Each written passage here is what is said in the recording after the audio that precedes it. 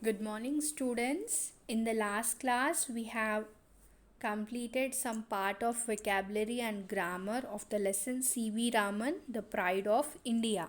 So, today we will be completing the remaining part of the grammar. Okay, so if you see in your textbook, see the second Roman number 2, revision of articles.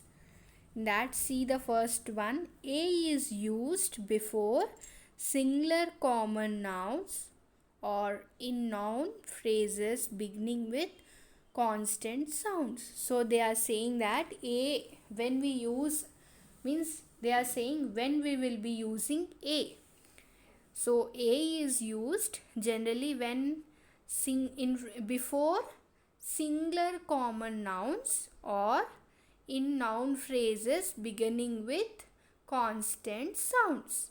And see the second one, an. An is used before singular common noun or in noun phrases beginning with vowel sounds. So what is the difference here?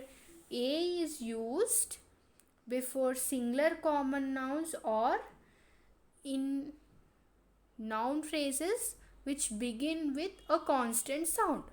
So, whereas an is used before singular common nouns as well as in noun phrases which begin with vowel sounds. So, you have to remember that when a vowel sound comes, you have to use the word an. Whereas a constant sound means you will be using a. And see the third, the is used before words or phrases that indicate unique things. It was the headquarter of the Indian Association. So what they are saying is before the is used before words or phrases that indicate unique things. So we'll be using the in front of unique things. For example, it was the headquarters of the Indian Association. And see the B, in situations where the sentence itself contains a clue to identify the thing or the person referred to. So what they are saying, even we will use the in situations where the sentence itself contains a clue to identify the thing or the person referred to. Example, his advice to young scientists was to look at the world around them. So, what is that? His advice to young scientists was to look at the world around them. And see the C, in social situations where the identity of the person or object is understood. So they are saying that even in we use the in social situations where the identity of the person or object is understood. For example, but look here, Krishnan, he said, turning to the young man. And D, before the names of musical instruments. So we'll be using the in front of in front of means we'll be using the before the names of musical instruments. For example, he studied how stringed instruments like the violin. So what they are saying is we use the in four situations. See the first is for in we'll be using the before unique things. Okay. And also in front of when before in situations where the sentence itself contains a clue to identify the thing or the person referred to, and also in the situations where social situations where the identity of the person, and also before the names of musical instruments. So the is used differently. Okay, I think you have understood these differences. And now Fill in the blanks with a, an, or the. Students, I have done it for you. You write it in your textbook with the help of a pencil. Okay. See the first one. In 1987, M.S. Swaminathan was awarded the Raman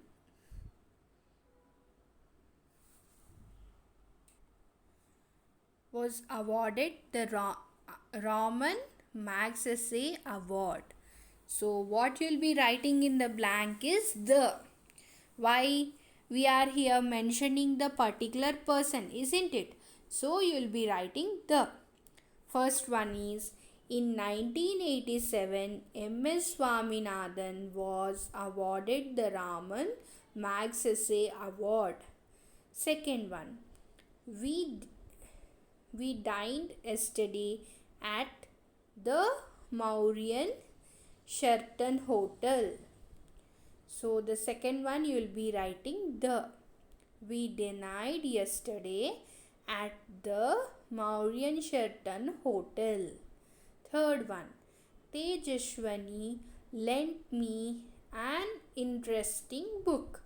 In E means it is a vowel, isn't it? Interesting in I. So there you will be getting an. So the third one is Tejashwini lent me an interesting book. Fourth one, my father is a school teacher. So you will be writing A in the fourth one. My father is a school teacher. Fifth, M.S. Swaminathan worked at the Indian Agricultural Research Institute. So see the fifth one, what you will be writing? The. M.S. Swaminathan worked at the Indian Agricultural Research Institute. Sixth, Rekha bought a long notebook yesterday. What will be writing? A. Sixth one, A. Rekha bought a long notebook yesterday. Seventh, Shravani is eating a mango now. So what will be writing seventh? A. Isn't it? Shravani is eating a mango now. Eighth, Ganesh always carries an umbrella with him. Why we are writing again an umbrella? Means it is an vowel sound. So you will be writing an. So eighth one is Ganesh always carries an umbrella with him. Ninth, Ram Babu is an English teacher in a high school. Again here English E, it is an vowel sound. So you will be writing an. So the ninth one is Ram Babu is an English teacher in a high school. 10th, Manjula and Shruti play the guitar well. So 10th what you will be writing? The. As we have seen, will be using the in front of musical instruments also. So that's why you will be writing the. So what is the 10th one? Manjula and Shruti play the guitar well. I think you have understood and written in your textbook. Now see the writing part. Write the biography of J.C. Bose using the information given below. You must use the right linkers to join the sentences. So they are asking us to write the biography of J.C. Bose using the information which is given below. So see the information what they have given. J.C. Bose, Indian scientist, born 30/9/1858, St. Xavier's School, Calcutta, abroad for higher studies, returned in 1885, published a monograph, Response in the Living and Non-Living, became famous, Fellow of the Royal Society in 1920, wireless telegraph in 1895, the chrysograph, plants have life, the Bose Institute in Calcutta, devoted to the study of plants, died 23/11/1937. So, this is the information given for us. Using this information, you have to write the biography of J.C. Bose. This is the homework for you.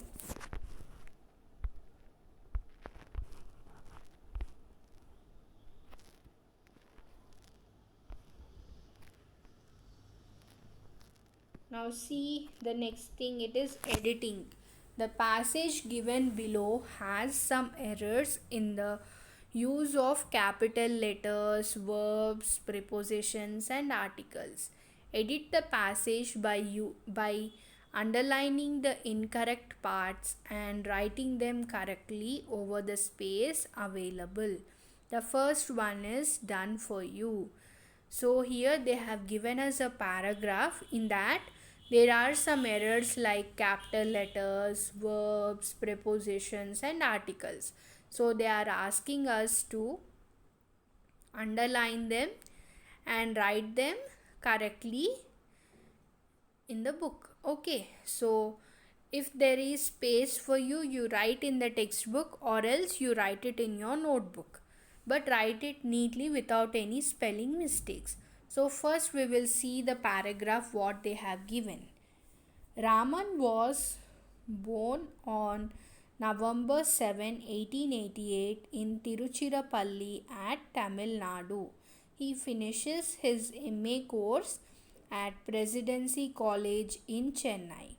He became member of the Indian Association for Cultivation of Science. He took up an administrative job in the Finance Ministry in Calcutta.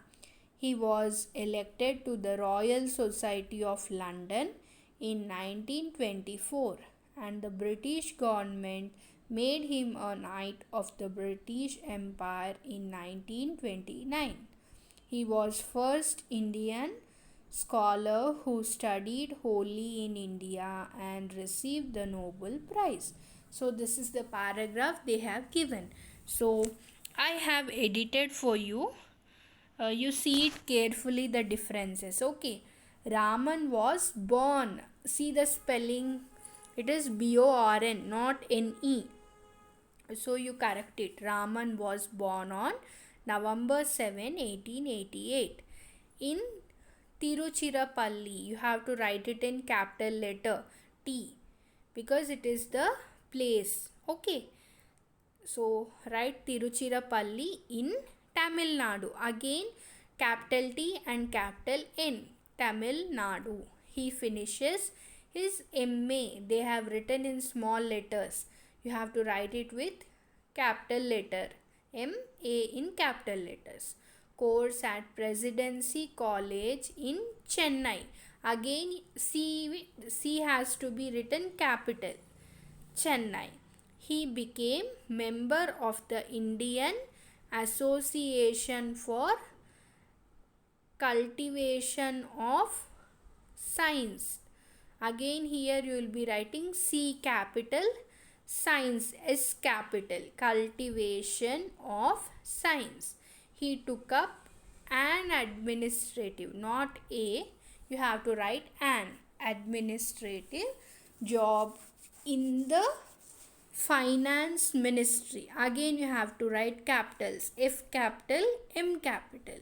In Calcutta, he was elected to the Royal Society of London. Again R capital, S capital, Royal Society of London. L is capital.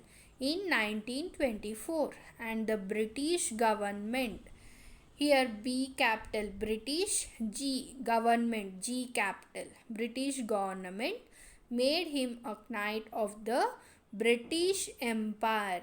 Again here B capital, E capital. In 1929, he was first Indian scholar, India, I capital, Indian scholar who studied wholly in India, again I capital, and received the Nobel Prize. Here N and P are capital letters. I think you have understood the difference and try to understand it and try to write it neatly without any spelling mistakes. Now moving to the study skills. Study the pie charts and answer the questions given below them. Distribution of weight in human body. So they have given us pie charts which is related to the distribution of weight in human body. If you see the first pie chart, water 65% means water is 65% in our body, and proteins 24%, and other dry elements 11%. And if you see the next pie graph, pie chart, you can see bones 1 by 5, muscles 3 by 10, hormones, enzymes and other proteins 2 by 5, skin 1 by 10. So this is the pie chart they have given us, and there are some questions for us to answer. See the first one. Which of the following constitute most of the weight in the human body?